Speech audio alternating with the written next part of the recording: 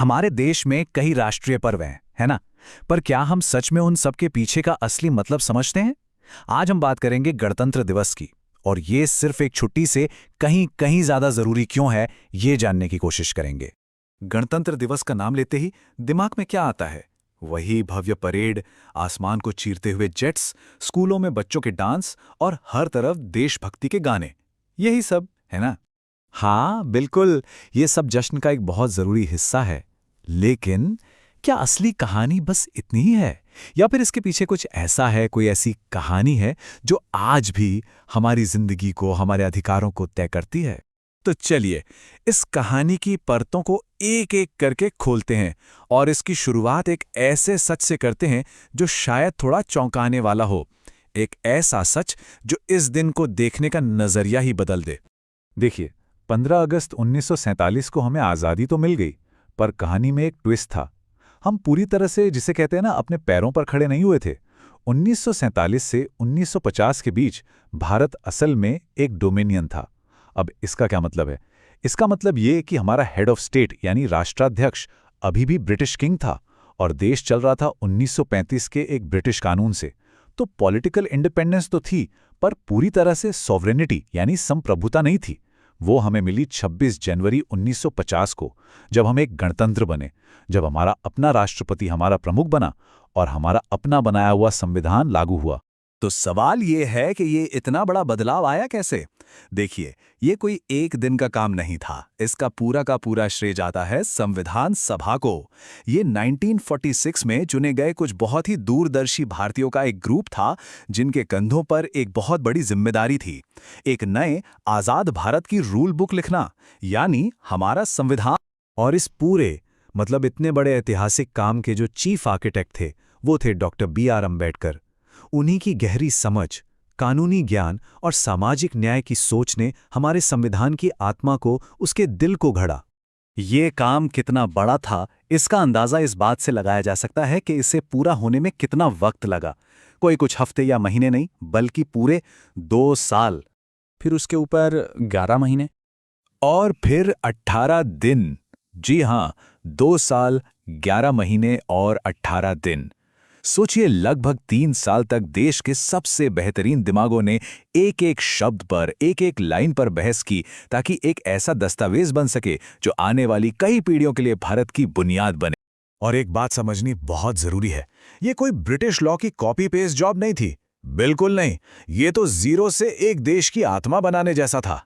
सोचिए जरा, उस संविधान सभा के सामने कितने बड़े बड़े सवाल थे कि भाई, गरीबों की रक्षा कैसे होगी, देश को तानाशाही से कैसे बचाया जाएगा, इतने सारे धर्म, इतनी भाषाएं, इतनी जातियां, सबके हक कैसे सुरक्षित रहेंगे, महिलाओं को बराबरी और सुरक्षा कैसे मिलेगी, और सबसे बड़ा सवाल, इतने बड़े और अलग अलग तरह के भारत को एक साथ जोड़कर कैसे रखा जाएगा।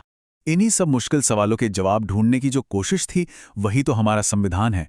इसीलिए कहा जाता है कि ये ब्रिटिश कानून की नकल नहीं थी, ये तो बिल्कुल स्क्रैच से, जीरो से भारत को बनाना था। हाँ, दुनिया भर के संविधानों से अच्छी बातें ली गईं, लेकिन उन्हें भारत की मिट्टी और यहाँ की जरूरतों के हिसाब से ढाला गया।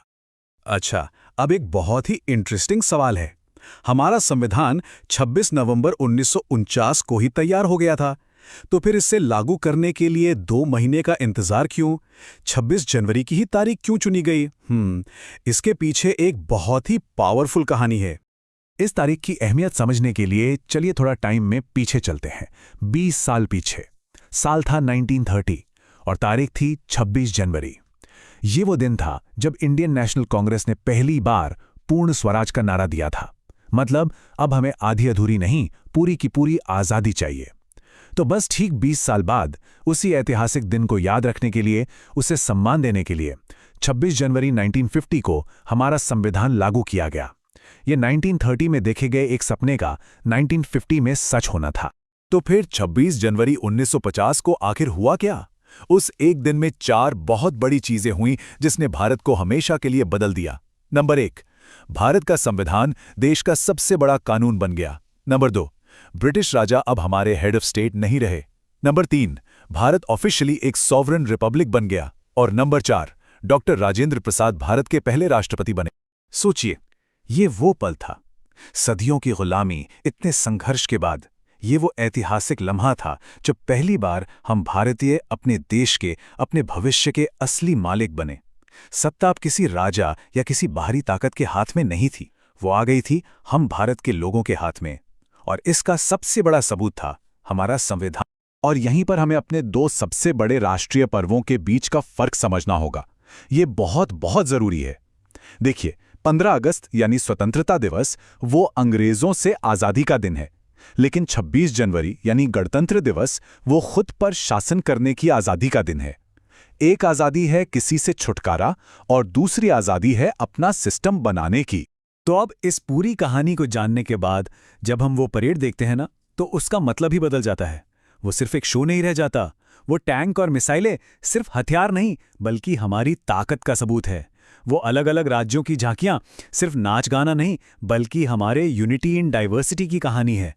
और उस पूरी परेड का असली मैसेज पूरी दुनिया के लिए है कि भारत अब कोई कमजोर देश नहीं, बल्कि एक मजबूत, सॉवरेन और कॉन्फिडेंट राष्ट्र है। तो अगली बार जब 26 जनवरी आए तो इन टैंकों और जेट्स के पीछे के इस कहानी को याद रखना बनता है। 15 अगस्त ने हमें एक आजाद देश बनाया, ये सच है, लेकिन 26 जनवरी ने हमें एक गणतंत्र बनाया। उसने हमें खुद पर अपने तरीके से राज करने की ताकत दी। और शायद